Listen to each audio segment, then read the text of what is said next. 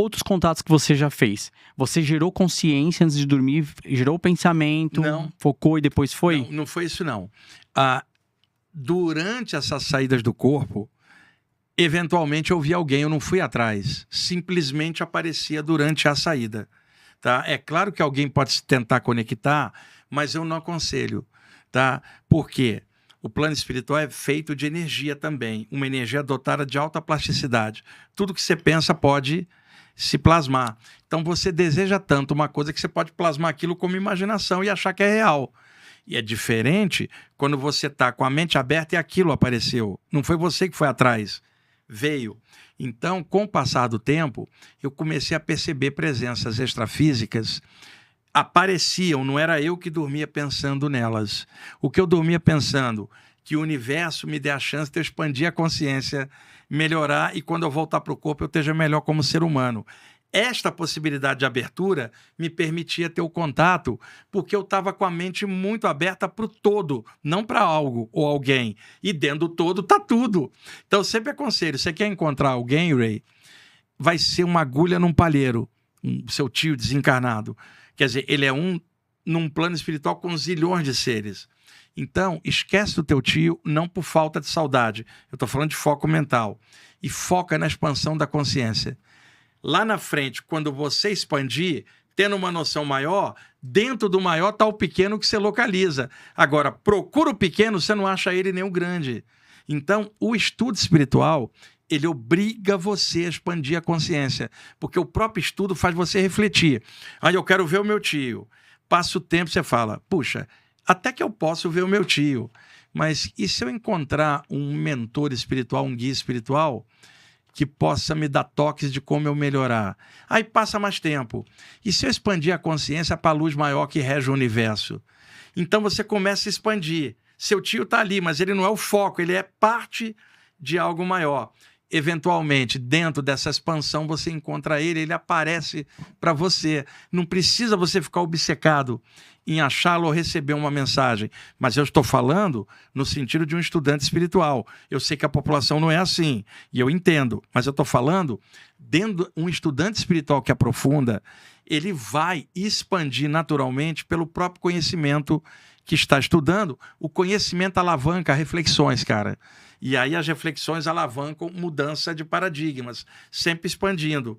E aí o pequeno que você buscava se torna, assim, sem interesse diante do que você viu muito maior, incluindo o pequeno que pode estar dentro do grande. E nessas experiências de expansão, você ali, quem você já encontrou sem estar buscando? Famoso. Um monte de gente famoso. Que já se desencarnou. Eu vi algumas pessoas, poucas, né? Porque o meu foco não era esse. Sim. Ainda tem. Mas alguns falaram com você? Eu vi alguns casos que me foram mostrados pelos guias ou mentores que me levaram para ver situações de pessoas que trabalharam aqui e as consequências, às vezes, do lado de lá. E todas as vezes que a gente cita alguém conhecido, o que o público que está assistindo fala? Está usando o nome de alguém para aparecer. Eu estou acabando de dizer, quase não vi ninguém conhecido. A maioria que eu vi, eu sequer conheci cá embaixo. Mas um ou outro, eu percebi determinadas condições, porque me foi mostrado para eu perceber um artista popular do lado de lá. Sim. E a repercussão. Por exemplo, o Tim Maia, tá? Que eu adorava enquanto artista, vocalista, um dos maiores do planeta. Ele, como pessoa, era muito instável. Você pode ver a biografia dele. E isso não é crítica, é um ser humano igual eu e você também somos todos nós, instáveis. Tá vindo aqui. Mas pra aprender. ele, apesar do grande vocalista, ele tinha altos e baixos, ele acabou usando muita droga, ele teve oscilações na parte religiosa, ele teve um período lá numa seita. Sim. Então, assim, fui levado para ver o Tim Maia num determinado ambiente. Ray, que eu vou falar agora, eu espero que seja bem compreendido. Sim. Haviam espíritos desencarnados que não aceitavam a ideia da própria imortalidade. A pessoa passou a vida inteira negando qualquer existência além da vida, criando uma auto-hipnose. Quando ela desencarna, a mente dela não consegue processar essa ideia de que ela está viva sem o corpo.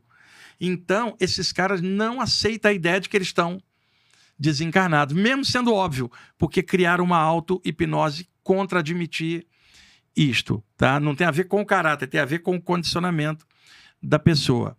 Suponhamos, então, que ali seres de luz já desceram várias vezes, tentaram, olha, vocês desencarnaram, a vida continua, vou abrir um portal, passa para um plano maior, a vida não acabou, vamos, galera, vamos viver de volta, vamos expandir, tem muito mais. Não. E eles não aceitam, tão impermeáveis a um conhecimento superior. Tá. Aquele grupo ali era fã do Tim Maia. Vários espíritos perdidos, mas que gostavam do artista. Se um ser de luz não é escutado, o que você faz? Pega o Tim Maia, leva ele lá, senta com os caras, fala, Tim, não precisa falar nada, só canta. Que aí o canto não vai ser por cordas vocais, propagando o som pelo ar. Mas uma coisa, mente, todo mundo vai se sentir na mente. E aí, nesta canção, todo mundo se emociona e se abre. E um poder maior usa isso e arrebata todo mundo.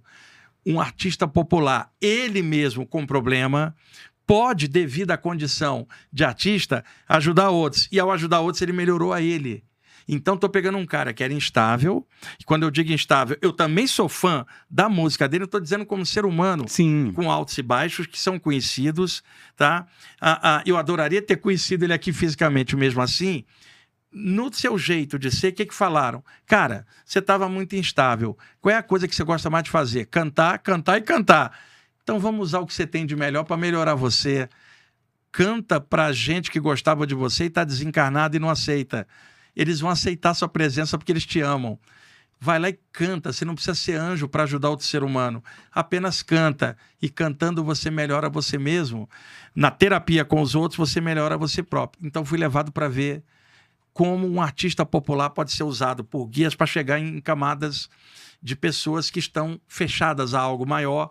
E eu estou dando um exemplo. Eu vi outros que eu não vou citar, mas eu acho que esse exemplo ele já fica. Sim. Tá? E é claro, com o tempo, o próprio Tim foi...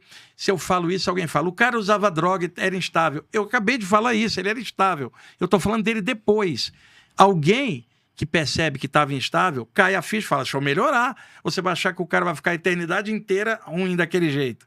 Né? Seria passar um recibo de incompetência em Deus. Como que Deus não tem uma salvaguarda para salvar um espírito? Vai jogar ele no inferno eternamente por causa de erros de uma vida temporária. Então, o raciocínio teu começa a expandir. E aí é que entra a nova chance. Alguém instável pode ter uma habilidade e essa habilidade ser a sua grande virtude, independente dos defeitos. Essa virtude sendo usada para ajudar outros, elimina os defeitos e o cara dá um upgrade. E foi assim que eu fui levado. Eu vi várias vezes e fui percebendo esse progresso do lado de lá. Vou repetir, não estou dizendo que o cara desencarnou e ficou numa nuvem de purpurina do lado de lá. Estou falando de um cara que era instável, saiu do corpo, continua instável, mas guias espirituais usaram o potencial do artista para melhorar ele e os outros. E isso pode acontecer com vários artistas populares. A sua expressão popular pode ser veículo do céu para ajudar outros atolados. E aí ele acaba melhorando junto. Olha que legal poder falar isso. Sim, você fala do arrebatamento. Eu acho bem interessante a gente entrar agora nesse detalhe, justamente pela questão de esse arrebatamento, eles estariam em que plano, essas pessoas que estão ali? Vamos lá. Eu vou falar de forma bem genérica, tá, Ray? Porque é difícil explicar isso assim, só num bate-papo, sem imagens e tal, com uma aula mais aprofundada. Vamos imaginar aqui o globo terrestre, tá? Tá aqui. Aqui nós temos vários níveis. O ar é diferente do fundo da Terra. O Z, vamos dizer, né? O alto da montanha é diferente do fundo do mar. Então você tem ecossistemas, cada um com a sua característica. O plano espiritual não pode ser uma coisa só. Se o próprio plano físico é o mais denso, tem vários ecossistemas, o plano espiritual, ou melhor, o infinito, teria infinitos ecossistemas. Olha aqui no plano físico. Um cetáceo, que é uma baleia, é totalmente diferente de um paquiderme, que é um elefante. Um ofídeo aqui, um réptil, é totalmente diferente de um aracnídeo, uma aranha. Quantas formas de vida existem na Terra bem diferentes uma das outras? Nossa. Expande isso para o infinito e você calcula. O que mais existe no universo é multidiversidade, não uma coisa só. O plano espiritual vai refletir isto também. Então você tem ambientes mais densos, quer dizer, eu colocando a Terra, os ambientes mais... E eu não estou dizendo algo lá em cima ou embaixo, eu estou tentando dar um exemplo didático. Um plano interpenetrando a esse, o mais denso. Um outro plano interpenetrando aquele, médio. Um outro plano mais avançado. Então você teria um plano denso, um médium, um avançado até chegar em algum nível que não tem forma alguma, já que desde a luz até a matéria são formas de energia. Esse pessoal, a gente estava vendo ali, no caso do Tim Maia, estava num plano bem próximo daqui, ainda preso à ideia material, sem a ideia de que tinha passado para outro plano.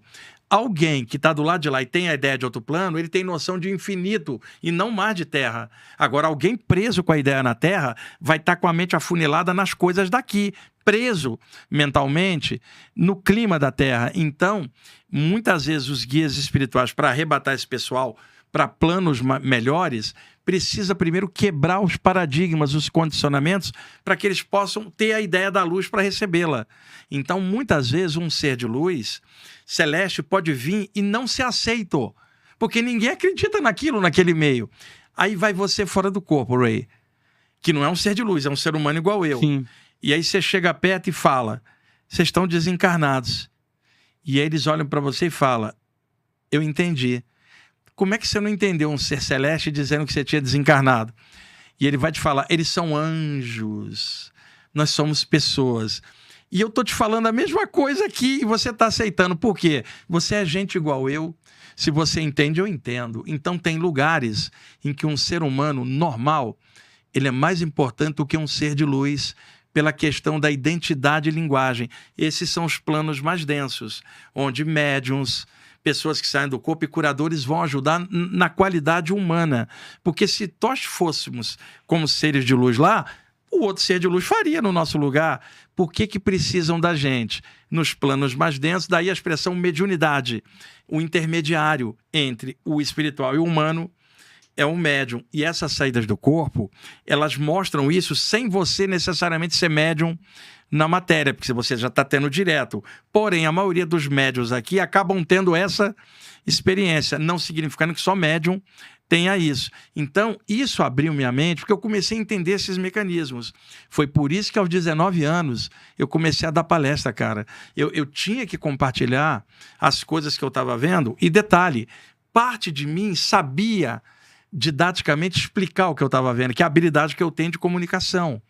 Por isso eu estou na rádio há tantos anos, fiz 15 livros, faço muitas palestras, fora do Brasil, em vários países, por causa dessa habilidade que eu já trazia de outra vida. Eu já fui professor em outra vida, já dei aula sobre chakras, sânscrito, eu sei. Então isso me facilita falar disso. Você repara, em nenhum instante estou falando de algo teórico, você vê a naturalidade e segurança de falar nisso. E outra, eu entendo quem está assistindo não acreditar em nada disso, de tão seguro que aquilo me traz. Eu não estou lidando com a instabilidade do outro que está me assistindo. Eu estou falando de algo que eu vivo. E eu sei que o outro pode não entender e não é melhor ou pior do que eu. Mas simplesmente há uma coerência no que você está falando. E detalhe, não estou falando em nome de nenhuma doutrina. Eu estou falando de algo que um ser humano, de qualquer área, numa experiência fora do corpo, pode perceber.